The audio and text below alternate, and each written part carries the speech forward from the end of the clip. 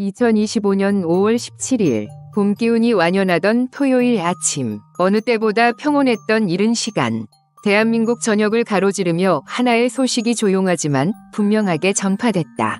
국민 배우 최불암, 향년 84세로 별세, 자막 한 줄이 공기의 흐름을 멈춘 듯한 충격을 몰고 왔다. 많은 이들은 처음엔 믿지 못했다. 어쩌면 믿고 싶지 않았던 것일지도 모른다. 몇 주 전까지만 해도 그는 익숙한 화면 속에서 익숙한 말투로 여전히 따뜻하게 사람들과 밥상을 나누고 있었다. 잔잔하지만 강직한 그의 눈빛은 여전히 생생했기에 사망이라는 단어와는 너무도 거리가 멀게 느껴졌던 것이다. 한 사람의 별세 소식이 이토록 급속도로 퍼져나간 적이 있었을까? SNS는 순식간에 그의 이름으로 뒤덮였고 각종 온라인 커뮤니티와 포털 사이트의 실시간 검색어는 모두 최불암으로 물들었다. 누군가는 우리 아버지가 떠났다 고 썼고 누군가는 할아버지의 웃음 속에서 위로받던 지난날을 떠올렸다. 화면 밖에 그였지만 많은 이들의 삶 속에서 그는 진짜 아버지, 진짜 이웃, 진짜 어른으로 존재해왔던 것이다. 언론사들은 재빠르게 속보를 내보냈고 방송국들은 그의 생전 활약상을 되짚는 특집 편성을 예고했다. 거리의 카페, 직장, 학교, 지하철 안까지도 사람들의 대화 속에 최불암이라는 이름이 울려 퍼졌다. 무언가를 잃어버린 듯한 상실감, 그리고 감정의 깊은 파장이 사회 전체를 덮어버렸다. 마치 대한민국이라는 공동체 전체가 동시에 누군가의 빈자리를 느끼는 듯했다. 하지만 아이러니하게도 그의 마지막 방송은 너무나 평온했다. 그는 말했고 또 웃었다. 생애 마지막 인터뷰에서 그는 건강이 예전 같지 않다는 짧은 언급 외엔 어떤 내색도 하지 않았다. 화면 속 그는 여전히 그랬다. 누군가를 편안하게 해주고 차분하게 이끌어주며 듣는 것에 더 익숙했던 사람. 그래서였을까? 이토록 큰 충격 앞에서도 많은 이들은 침묵했다. 고요히 울었고 고요히 그를 기렸다.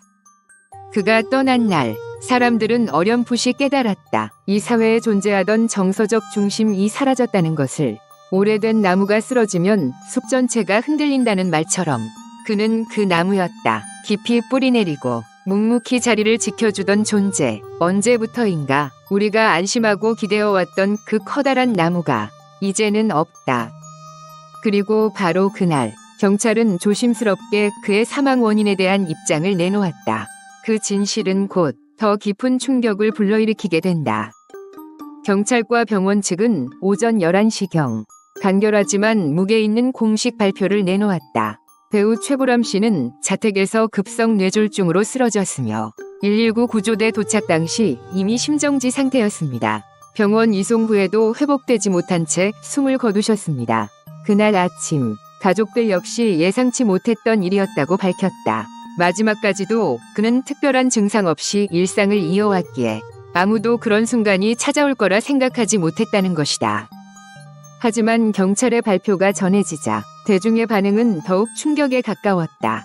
그토록 건강하게 보였던 사람, 늘 카메라 앞에서 정갈하게 웃고 또박또박 말하던 그였기에 뇌졸중이라는 급작스러운 병명이 사람들의 마음에 의문을 남겼다. 언제부터였을까? 얼마나 아팠을까? 그리고 그는 왜 아무 말도 하지 않았을까? 관계자들에 따르면 최불암 씨는 최근 수년간 척추 질환과 소화기 문제 등으로 병원을 오갔다고 한다. 하지만 그는 단 한 번도 방송을 중단하지 않았다. 오히려 스태프들에게는 늘 걱정할 일 없다고 말했다. 심지어 최근엔 한국인의 밥상 제작진에게도 이번 봄에 강원도 쪽 이야기 꼭 다루자며 의욕을 드러냈다고 한다. 누구도 예상하지 못했다. 그의 상태가 그렇게 위태로웠다는 사실을. 이웃 주민은 그를 마지막으로 본 날의 모습을 이렇게 회상했다. 작년 가을쯤이었어요. 휠체어를 잠시 타고 나오셨는데 주변 사람들이 놀라니까 금방 일어나셔서 직접 걸으셨어요. 웃으시면서 나 아직 안 늙었어요 라고 하시더라고요. 그의 유머 속에는 언제나 배려가 있었고 스스로의 아픔을 감추려는 단단함이 있었던 것이다. 그는 말없이 강한 사람이었다. 겉으론 아무렇지 않게 속으로는 모든 것을 품고 살았던 사람. 그 침묵은 결코 무관심이 아니었다. 그는 누구보다 타인을 생각했고 가족과 시청자들 그리고 시대를 배려했다. 아마도 그는 끝까지 누군가의 짐이 되고 싶지 않았을 것이다. 고통을 알리기보단 웃음을 남기고 싶었을 것이다. 그가 쓰러진 날 그의 곁에는 평생의 동반자 김민자 씨가 함께 있었다. 50년을 넘게 함께한 그들이었기에 마지막 순간까지도 그 사랑은 여전했다. 관계자에 따르면 김민자 씨는 그의 손을 붙잡은 채 몇 분간 아무 말도 하지 못했다고 한다. 그리고는 결국 단 한마디를 남겼다. 여보, 가지 마세요. 최보람이라는 이름, 그것은 단순한 연예인을 넘어선 상징이었다. 그가 떠난 지금 우리는 비로소 그 이름이 우리에게 어떤 의미였는지를 되짚고 있다. 그의 죽음은 하나의 끝이 아니라 하나의 울림이다. 그가 조용히 감춰왔던 고통, 그럼에도 끝까지 지켜낸 따뜻함, 그것은 우리 모두가 기억해야 할 마지막 메시지일지도 모른다. 사람은 누구나 아프다. 누구나 힘들다. 하지만 그 모든 아픔을 품고도 한마디 말 없이 웃는 사람이 있다. 최보람, 그는 그런 사람이었다. 겉으로는 언제나 단정했다. 정장을 깔끔하게 입고 늘 같은 말투로 인사하며 나긋하게 사람을 안아주던 그 모습. 그 안에 어떤 고통이 숨어 있었는지 우리는 몰랐다. 아니, 어쩌면 알고 있었지만 외면했을지도 모른다. 그는 괜찮다고 말했고 우리는 그 말을 믿고 싶었으니까. 최근 몇 년간 그는 척추 시술을 여러 차례 받았다. 고관절 통증과 신경통이 겹쳐 걸음이 불편한 날도 많았다고 한다. 그럼에도 그는 한 번도 방송을 거르지 않았다. 한국인의 밥상 제작진이 쉬어도 괜찮다고 말했을 때조차 그는 고개를 저으며 이렇게 말했다. 내가 빠지면 시청자들이 기다릴 텐데 그분들이 날 기다리잖아. 그는 그랬다. 자신의 역할을, 책임을 그 누구보다 무겁게 여긴 사람.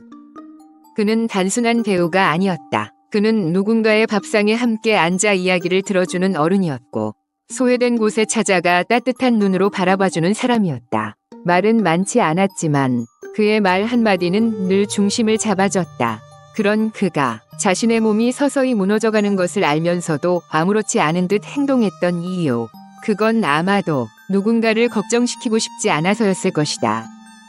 그는 언제나 괜찮다고 말했다. 심지어 병원 관계자에 따르면 시술 직후에도 촬영 일정이 있으니 빨리 퇴원시켜달라고 부탁했다고 한다. 통증이 심한 날은 조용히 스스로 파스를 붙였고 메이크업실에선 스태프들이 눈치채지 못하게 허리를 숙이지 않으려 애썼다고 한다. 그 모든 고통의 순간을 그는 혼자 감내했다. 그 누구에게도 말하지 않은 채. 어쩌면 그는 배우가 아니라 아버지였을 것이다. 화면 속에서 우리에게 늘 안정을 주었던 그 모습은 우리가 바라는 이상적인 어른 그 자체였다. 말없이 참고 묵묵히 자리를 지키며 때로는 따뜻한 눈길 하나로 위로를 건네는 존재. 그는 자신의 고통보다 누군가의 안녕을 더 중요하게 여겼다.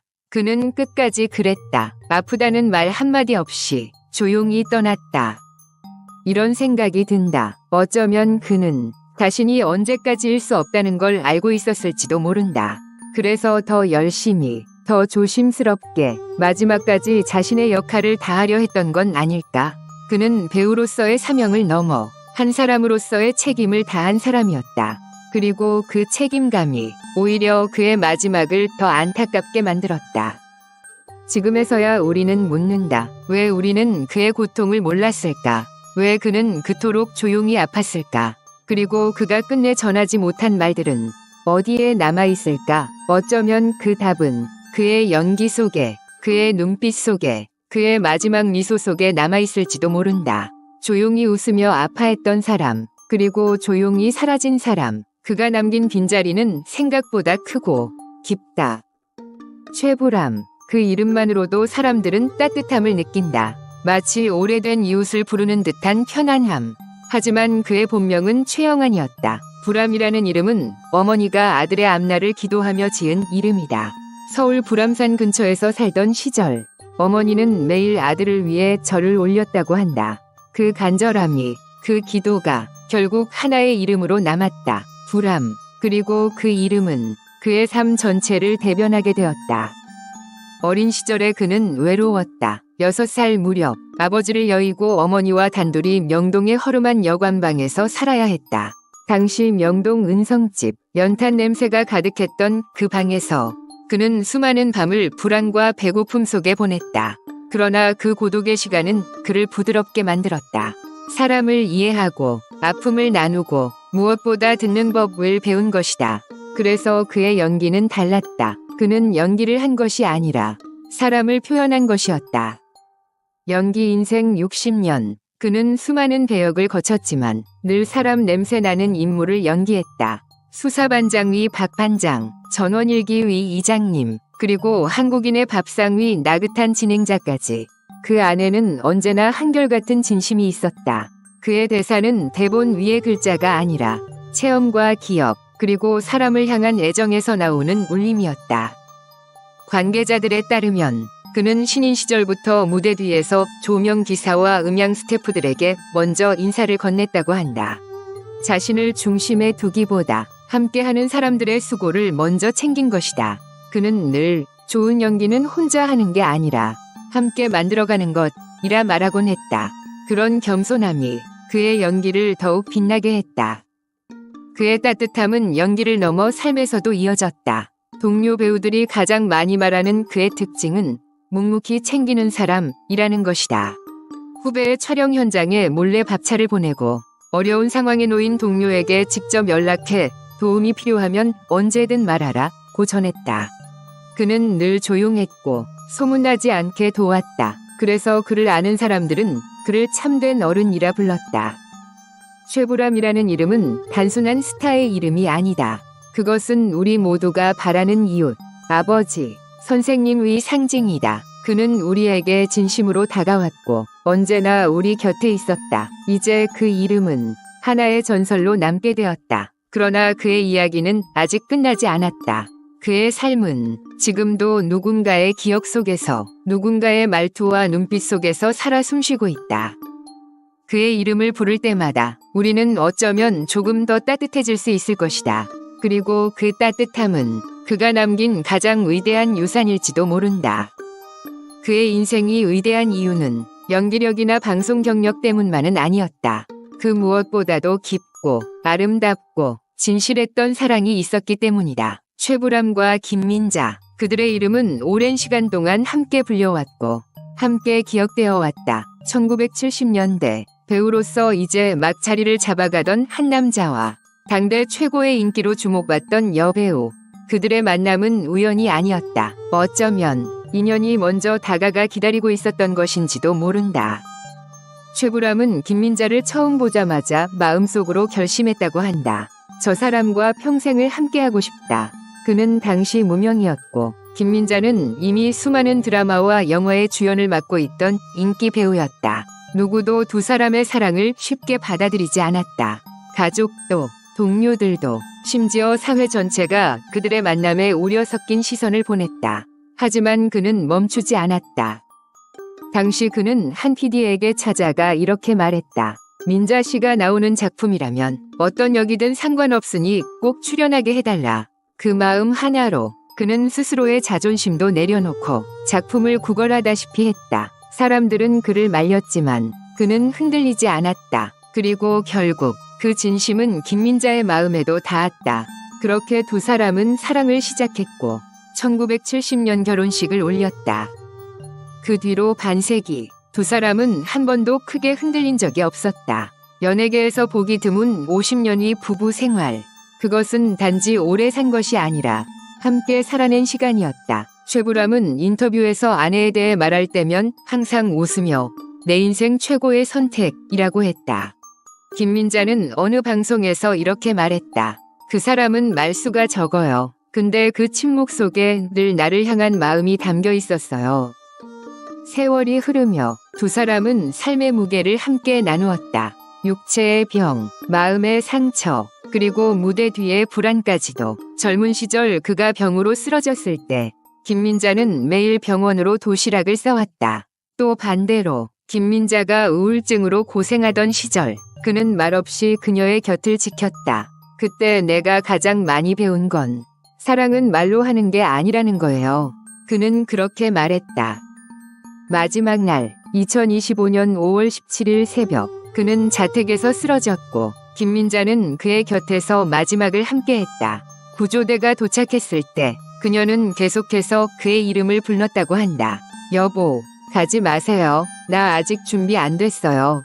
그 말은 반백년을 함께 살아온 부부의 가장 절절한 고백이었다.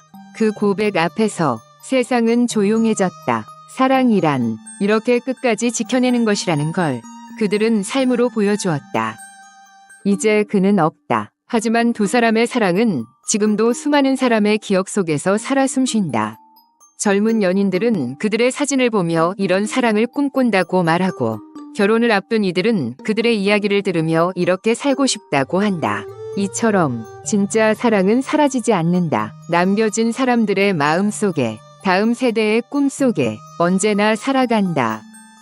최불암, 사람들은 그를 단지 배우로 기억하지 않는다. 그는 어쩌면 우리 모두의 마음 속에서 아버지로 자리 잡고 있었다.